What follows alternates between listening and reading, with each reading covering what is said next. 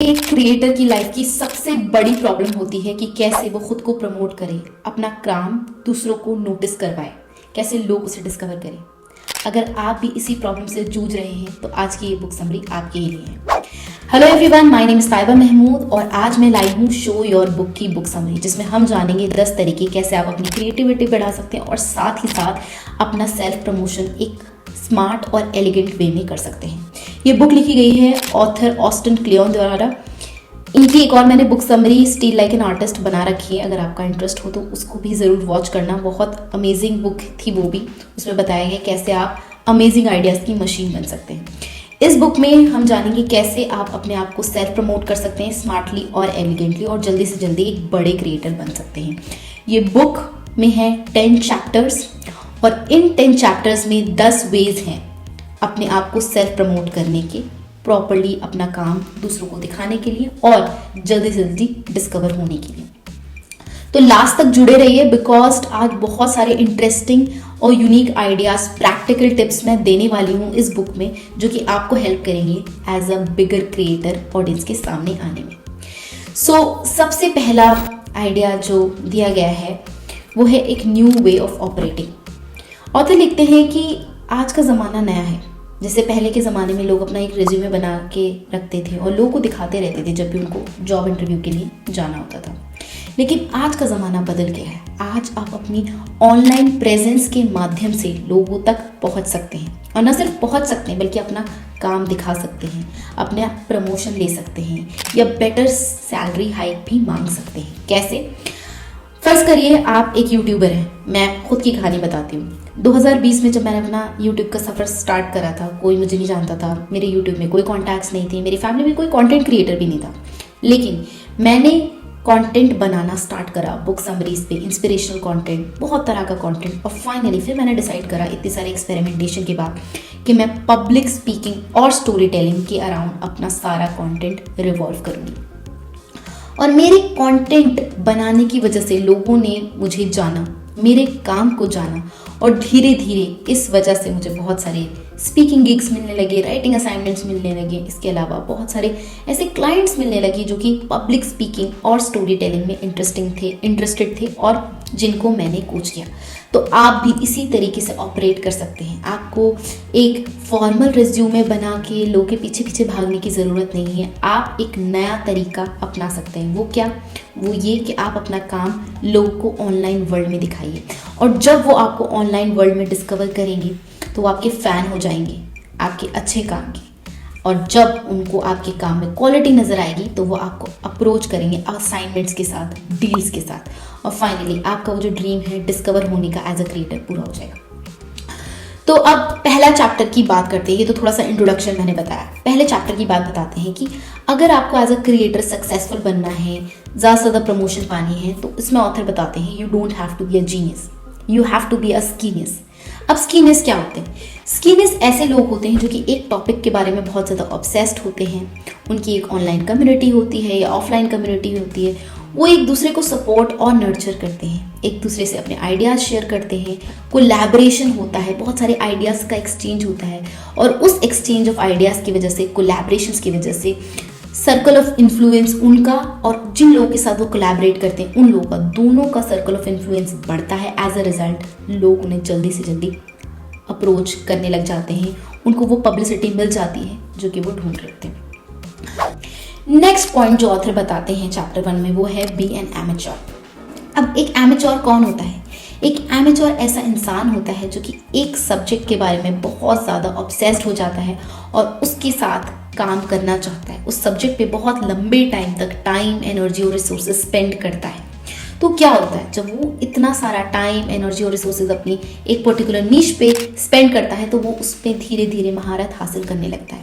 साथ साथ एमेच्योर को मिस्टेक्स करने से डर नहीं लगता है, वो अपनी हर एक गलती से सीखता है। साथ साथ उसे ये डर नहीं लगता है लोग उसे किस तरीके से जज करेंगे। काफ़ी बार लोगों का सबसे बड़ा डर ऑनलाइन स्पेस में ये होता है कि कहीं मैं बेवकूफ़ तो नहीं लगूंगा ऑनलाइन स्पेस में जब मैं अपनी वीडियोस डालूंगा, ब्लॉग्स डालूंगा या अपना कंटेंट डालूंगा, क्या मुझे लोग गलत तरीके से जज तो नहीं करेंगे।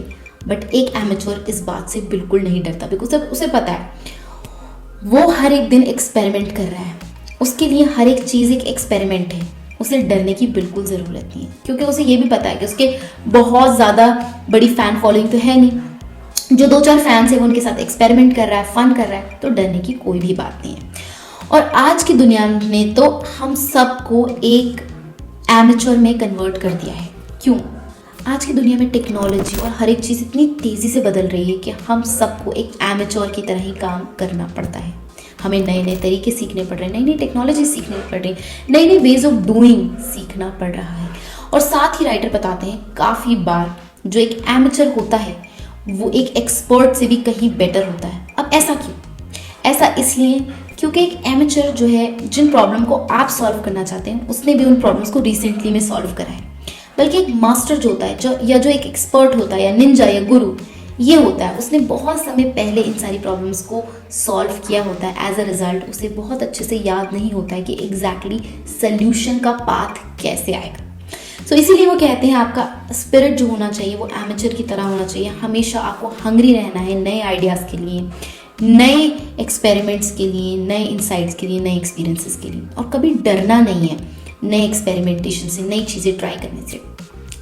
उसके बाद उन्होंने बताया है कि you will find your voice only when you use it. इसमें उन्होंने एक फिल्म क्रिटिक की कहानी बताई है जिसका नाम रॉजर है।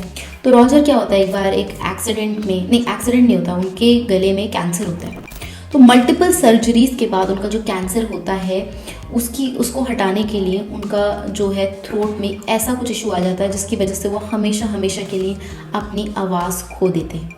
लेकिन इससे वो डरते नहीं हैं रॉजर। वो कंटिन्यूसली एक फिल्म क्रिटिक होते हैं तो वो ऑनलाइन स्पेस में अपनी प्रेजेंस बनाए रखते हैं। वो फेसबुक पे, ट्विटर पे, different online social media sites पे अपनी रिव्यूज़ लिखते हैं और फाइनली वो खुद का एक ब्लॉग स्टार्ट कर देते हैं जिसकी बहुत सारे फैंस आ जाते हैं। तो उनका कहना यही है कि अगर आपको सच में अपनी आवाज़ ढूंढनी, अगर आपको ये जानना है कि मेरा स्टाइल कैसा है, वो ऐसे पता चलेगा जब आप बहुत ज़्यादा कंटेंट एक्चुअल में शेयर करेंगे। वरना अगर आप अपना स्टाइल या अपना वॉइस डिस्कवर करना चाहते हैं तो आप डिस्कवर नहीं कर सकते अनटिल अनलेस आप बहुत ज़्यादा कंटेंट लोगों तक पहुंचाते हैं। फाइनली वो कहते हैं रीड ऑबिचुरीज। अब ऑबिचुरीज क्या होती है? ऑबिचुरीज वो छोटे छोटे कॉलम्स होते हैं, स्टेटमेंट्स होते हैं जो कि किसी इंसान जो कि गुजर गया है उसके लव्ड वंस उसके लिए लिखते हैं, राइट। अब ऑथर क्यों कहते हैं हमसे कि हमें ऑबिचुरीज पढ़नी चाहिए? इसमें बहुत ही इंटरेस्टिंग उन्होंने फैक्ट बताया कि अगर आप लाइफ को हर दिन एक नए नज़रिए से देखना चाहते हैं, आप देखना चाहते हैं कि लोग जो आपसे पहले गुजर गए हैं उन्होंने अपनी लाइफ की प्रॉब्लम्स को कैसे टैकल करा, या फिर उनका क्या नज़रिया था लाइफ को लेने का, या फिर अगर आप लाइफ में थोड़ा इंस्पिरेशन चाहते हैं और सीरियस होना चाहते हैं और सिंसियर होना चाहते हैं अपनी लाइफ में, तो बहुत ज़रूरी है आप हर दिन ऑबिचुरीज पढ़ें। ऑबिचुरीज एक नियर डेथ एक्सपीरियंस होता है, यानी जब आप किसी गुजरे हुए इंसान के बारे में पढ़ते हैं तो आपको भी रियलाइज़ होता है कि डेथ आने वाली है एक दिन, और अगर आप ऐसे अपना टाइम वेस्ट करते रहेंगे तो आप भी एक दिन ख़त्म हो जाएंगे, और जो आप सपने देख रहे हैं वो शायद कभी भी पूरे नहीं कर पाएंगे। सो इसलिए उन्होंने एक बहुत ही अमेजिंग तरीका दिया है अपनी क्रिएटिविटी, अपने कंटेंट को दूसरों के सामने रखने के लिए। वो ये है कि अपना कंटेंट रेगुलर बेसिस पे शेयर करिए और उन लोगों से इंस्पिरेशन लीजिए जो आपसे पहले गुजर गए, राइट। तब आपको रियलाइज़ होगा कि आपके फेलियर्स, आपके एम्बैरेसमेंट्स, ये सब बहुत छोटे हैं उस डेथ के सामने जो कि एक बहुत बड़ा इवेंट होगा आपकी लाइफ का, और ये आपको वो सीरियसनेस और वो इंस्पिरेशन देगा आपकी लाइफ में जो आपको रिक्वायर्ड है।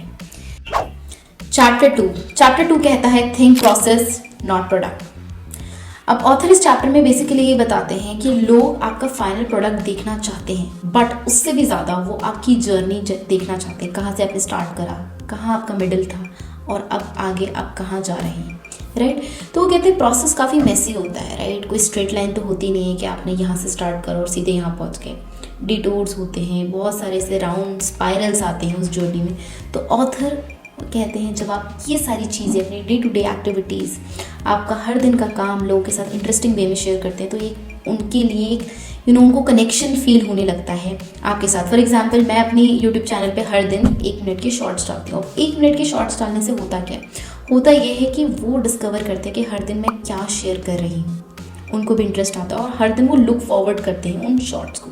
तो इसी तरीके से आप भी अपनी journey as an artist, as an creator, हर दिन अपने जो भी आप काम कर रहे हैं उसके बिहाइंड द सीन्स, अपने स्टूडियो के बारे में, या आप जिस चीज़ों से आपको इंस्पिरेशन मिलता है उन सारी चीज़ों के बारे में बता सकते हैं। उसके बाद नंबर 2 जो टेक्निक ऑथर बताते हैं वो ये कहते हैं कि be a documentarian of your work, यानी आप जो भी काम कर रहे हैं उसका डॉक्यूमेंटेशन रखिए। हर दिन जो भी चीज़ें कर रहे हैं उसको कहीं फेंकिए मत, उसकी एक डायरी बनाइए, नोटबुक बनाइए, ब्लॉग बनाइए, कोई ऑडियो फाइल बना लीजिए जहाँ पर आपका पूरा का पूरा हर दिन का ऑडियो कलेक्शन है, कोई स्क्रैप बुक बनाइए, बट उन सारी चीज़ों को कहीं ना कहीं रखिए।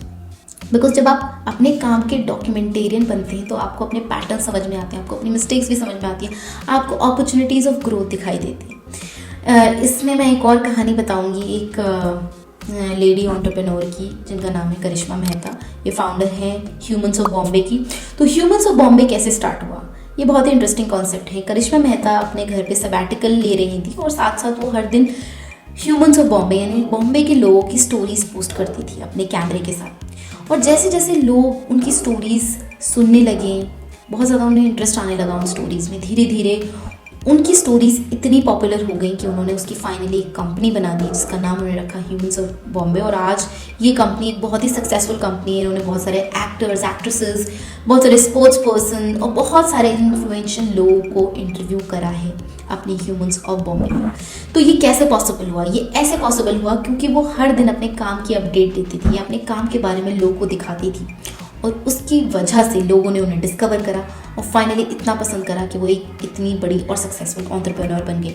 तो आप भी एज अ क्रिएटर अगर सक्सेसफुल एंटरप्रेन्योर या इन सारी चीज़ों में जाना चाहते हैं जो कि आपको हेल्प कर सकता है बेटर बनने में, एक बेटर एंटरप्रेन्योर बनने में, तो याद रखिए कि आपको अपना काम हर दिन लोगों को दिखाना बहुत ज़रूरी है। थिंक प्रोसेस, हर दिन आपका जो काम करने का प्रोसेस है वो लोगों के सामने प्रेजेंट करिए और वो आपके साथ एक जर्नी पे जुड़ जाएंगे और फाइनल प्रोडक्ट जब आप दिखाएंगे तो उनको रियलाइज़ होगा वाओ आपने कितनी मेहनत करी है इस फाइनल प्रोडक्ट को बनाने के। अब चैप्टर 2 में ही वो कुछ और इंटरेस्टिंग आइडियाज़ बताती हैं। वो बताती हैं कि कैसे आपको हर दिन अपना काम लोगों के सामने शेयर करना चाहिए। अब लोगों को बड़ा कन्फ्यूजन होता है अगर हम स्टार्ट कर रहे हैं तो कैसे हम लोगों को अपना जो भी डेली डिस्पैच ऑफ वर्क है वो कैसे दिखाएं। तो कहती है अगर आपको हर दिन लोगों के साथ कुछ शेयर करना है और अपने प्रोसेस की स्टार्ट में है तो सबसे पहले लोगों के साथ ये शेयर करिए कि आपको इस काम को करने का इंस्पिरेशन कहाँ से आया, कौन आपको इन्फ्लुएंस करता है, आपके हीरोज़ कौन है, राइट। ये जर्नी शेयर करें। अगर आप अपने काम के मिडिल में हैं तो अपने काम के मेथड्स शेयर करिए, उसकी मेथोडोलॉजी बताइए कि किस किस तरीके से आप अपने काम को अंजाम दे रहे हैं। एंड फाइनली अगर आप अपने काम को अंजाम दे चुके हैं, आप अपना सारा प्रोसेस कंप्लीट कर चुके हैं काम का, तो फाइनली धीरे धीरे अपने स्निपेट्स दिखाइए अपने फाइनल प्रोडक्ट के, या बिहाइंड द सीन्स कुछ चीज़ें बताइए, कुछ ब्लूपर्स क्रिएट करिए। इस तरीके से आपका डेली डिस्पैच तैयार रहेगा लोगों के लिए। इसके बाद वो कहती हैं turn your flow into stock. अब फ्लो क्या है और स्टॉक क्या है? फ्लो वो आपका डेली डिस्पैच है जो आप हर दिन लोगों के साथ शेयर करते हैं, कुछ ऐसे डेली पोस्ट, कुछ ऐसे डेली आइडियाज़, कुछ ऐसे डेली एक्सपीरियंसेस, इनसाइट्स जो कि लोग डेली बेसिस पे कंज्यूम करते हैं। स्टॉक क्या है? स्टॉक एक बड़ा कलेक्शन है जो आप 2 महीने में, 3 महीने में या साल भर में एक बार प्रोड्यूस करते हैं। फॉर एग्जाम्पल आप एक ब्लॉग लिखते हैं डेली बेसिस पे या वीकली बेसिस पे, तो ये आपका हो गया फ्लो, राइट, जो आप डेली या वीकली बेसिस पे लिख रहे हैं। और अगर आप कोई बुक लिख रहे हैं तो ये हो गया आपका स्टॉक, यानी आपने, और ऑथर कहते हैं अपने फ्लो को स्टॉक में कन्वर्ट करो, यानी जो जो आप छोटी छोटी क्रिएटिव चीज़ें हर दिन कर रहे हैं इसको एक पैटर्न दीजिए, उसमें एक सिंक्रोनिसिटी देखिए, एक पैटर्न देखिए और फाइनली उसको एक शेप देके, फॉर्म देके उसे फाइनली कन्वर्ट कर दीजिए अपने स्टॉक में जो कि आप लोगों के साथ प्रेजेंट कर सकते हैं।